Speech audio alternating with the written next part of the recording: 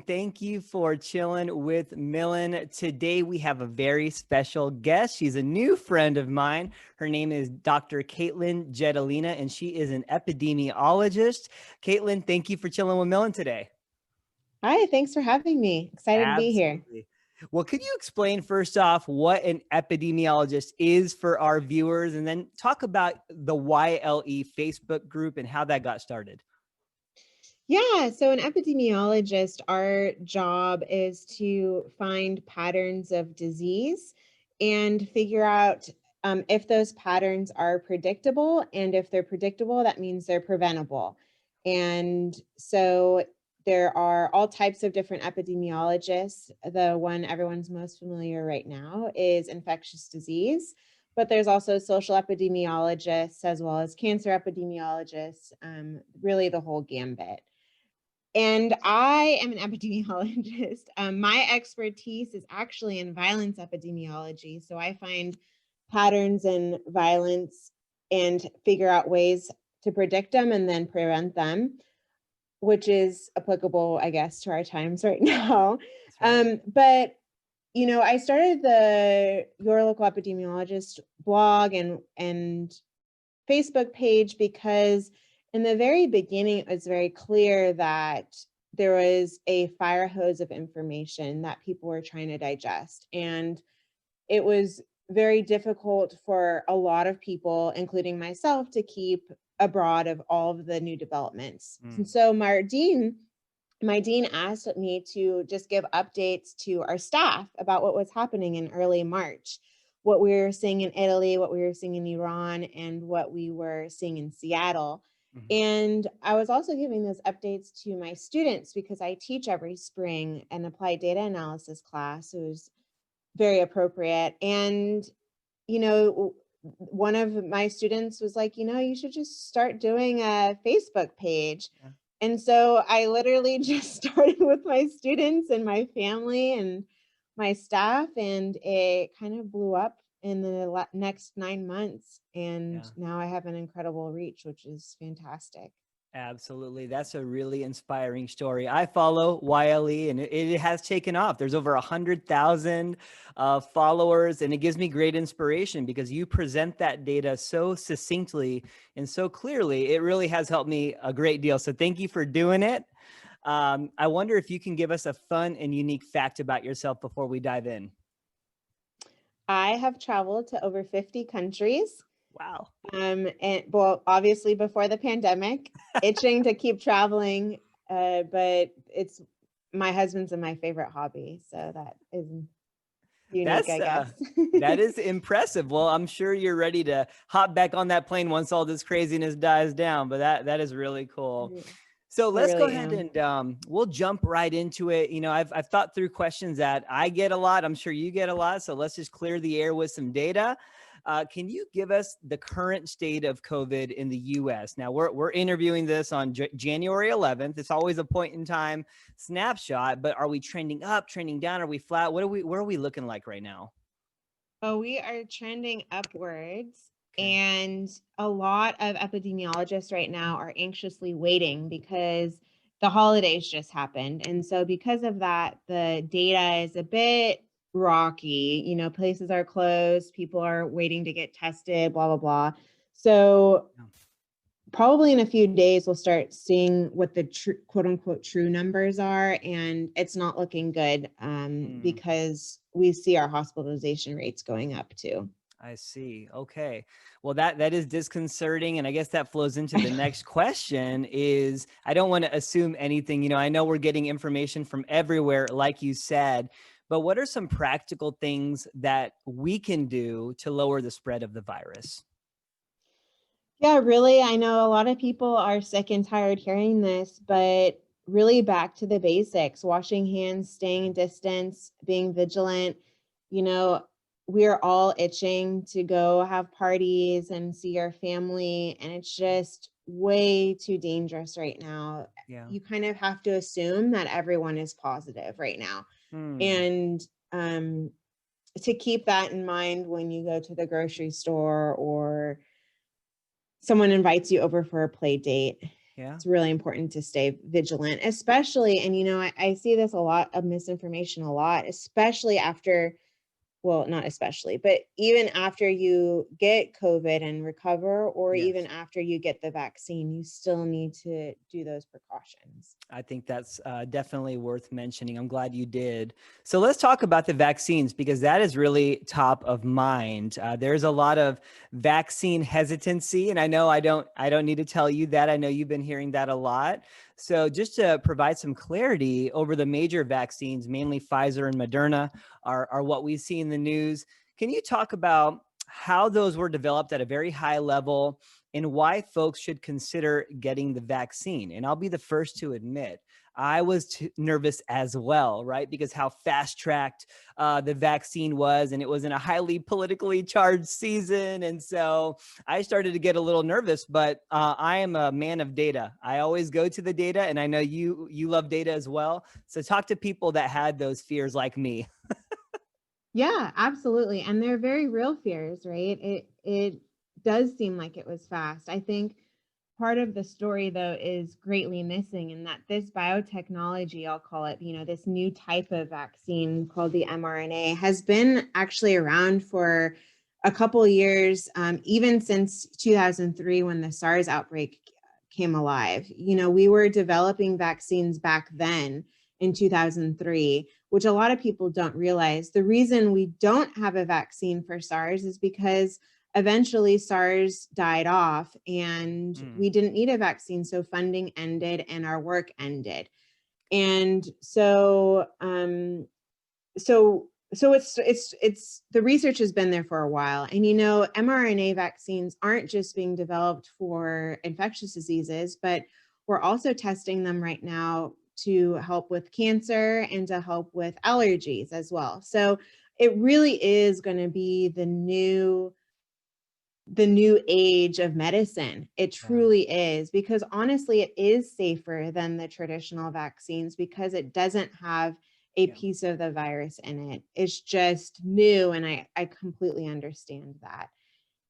What was No, your that second helps. question? That helps a lot, in that this is not, mRNA is nothing new. It's been around. So that in and of itself helps. I guess my question now would be about Pfizer and Moderna. And, I know there might be some other vaccinations coming out this year, but if somebody had a choice, and I know a lot of people don't, is there a big difference between the two with respect to efficacy? And can you give us a little bit more data about that? Yeah, no, it's a great question. Pfizer and Moderna are very similar, and we're not surprised in terms of efficacy, and we're not surprised about that because they have the same type of biotechnology. Mhm. It's a little different what each vaccine does, but you get to the same endpoint. You get to the same efficacy, you get to the same antibodies, and really just take whatever's offered to you first. Yeah. Yeah. And I mean, I think it's important, right? It went through the trials. There's no skimping or shortcutting processes. It went through the same checks and balances. So that's important to know. And I know that Moderna, correct me if I'm wrong, is a little newer, whereas Pfizer's been around for a while. But either way, they both act the same. They're both safe, right? Correct. Moderna is a newer company Yeah. than we're all very familiar with Pfizer, but they have gone through some rigorous trials. And I'm telling you, because of this hesitancy, they have been put through the ringer compared to other randomized controlled trials. So if anything, I would actually be a little more content with their work. And I did read both of their documents that they submitted to the FDA word for word. And I know my colleagues and I both agree that it's solid research. And so we can, I hope that alleviates some worry with it as well. Yeah. And, I was going to mention before that the mRNA vaccine, the reason this is the first time it's been approved by the FDA isn't because it hasn't been safe. It's because the sponsors, so Pfizer, Moderna, other vaccine companies, haven't found a way to deliver that mRNA to the cells effectively. What I mean is because the mRNA breaks down really quickly, and so it needs kind of a transport to get to the cell. And before we couldn't figure out that transport, but with these, we're transporting them in little fat bubbles, Okay. and that seems to be working very well. And so that's really the reason why these vaccines were approved, and the past mRNA vaccines didn't make FDA approval. That is super helpful and very clarifying. And I know you are practicing what you preach, and that you also received the vaccine. So you're not just saying do it, you've done it yourself. And thank you for doing that as well. And so, yeah, I did. Yeah. Yep, it was, I think, 2 weeks ago, and I got a sore arm. It was a very sore arm, Yeah. but I didn't get anything else. So Good. So let's talk about the mutation of the virus. This is another thing I hear quite a bit, right? Like, oh my gosh, this thing is mutating so fast, it's the end. And you hear that. I know we've heard about the UK variant, and then there's also the South African variant. So can you help us understand, is this mutating any faster than any other virus, or help kind of clear some myths here? yeah, no, actually. So the virus today is very similar to the virus back in December 2019 that we found in China. It doesn't mutate very quickly. And this is different than, for example, the flu, which mutates extremely quickly. And that's why we have to have a different flu vaccine every year. And on the other spectrum, though, like the measles vaccine, that hasn't changed since the 60s. And so the coronavirus is somewhere in the middle, which I think we need to ground ourselves and keep reminding ourselves of that, because that's an important context. And in another important context is that vaccines mutate. This is normal. Yep. This is what we expected. It's just a matter of us keeping a close eye on them as they continue. Okay, that's very helpful. Now, is there much we need to know about for the UK variant or the South African variant? I mean, if you get the vaccine, whether it be Pfizer or Moderna, are we protected against those variants? So far, we know we're protected against the UK variant. Okay. There was some research that came out like 2 or 3 days ago that really confirmed this, which we were very excited about. The vaccine, we also know, protects us against one of the mutations on the South Africa variant. We are still waiting on 2 other mutations on the South Africa variant just to make sure, but we are confident that it will. Vaccines are made with mutations in mind. And so we are vaccine producers are very much anticipating this. And so we just want to keep, like I said, keep a close eye on it. Okay, no, that makes sense. And for folks that opt to get the vaccine, and I hope our viewers will, is there anything they should know about? For instance, some of the clarity would be around, okay, I've gotten both rounds of the vaccine. Can I hit up Disney World, or can I go out? Can I hang out with people? Can they still transmit the virus even though they've received the vaccine? Yeah, so unfortunately, we don't know yet. Okay. We are hopeful that these vaccines create immunity that you can't transmit it, but we don't know yet. And so until we know, we really need to keep those precautions up. There's a lot of research, and a lot of people are working really hard to answer that question right now, and it will come out. We just don't know yet. Okay. As far as age, like whether you have heart conditions, you're diabetic, maybe you're elderly, is there any additional risks from the vaccinations? Not yet. And no, we haven't seen anything out of what we've seen from the trials. Okay. And that, is some symptoms. Some people have been getting fevers or chills. Like I mentioned, my arm was hurting, but really nothing out of the ordinary. Okay. That's good to know. So what are some other common misconceptions you would like to clear up? I know I've asked you some basic questions. Are there questions you frequently get asked that you say, you know what, let me clear the air a little bit on Chillin' with Millen? Oh man, I get a lot of questions. I know you do. I know that was a hard question to ask you, but I just didn't know if there was one that came to mind. And if not, that's okay. Yeah, no, there's a lot of people ask about the transmission question that we already answered. A lot of people ask if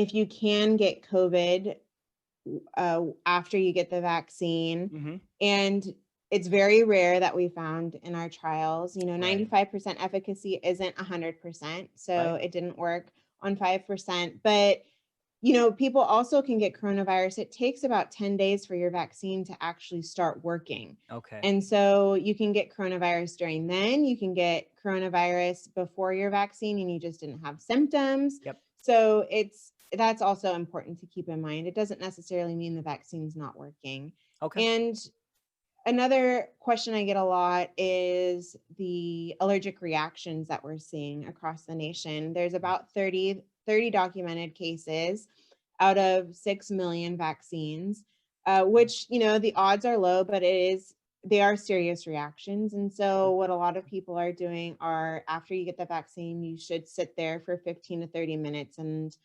health professionals watch you as you get that vaccine, so they make sure you're safe.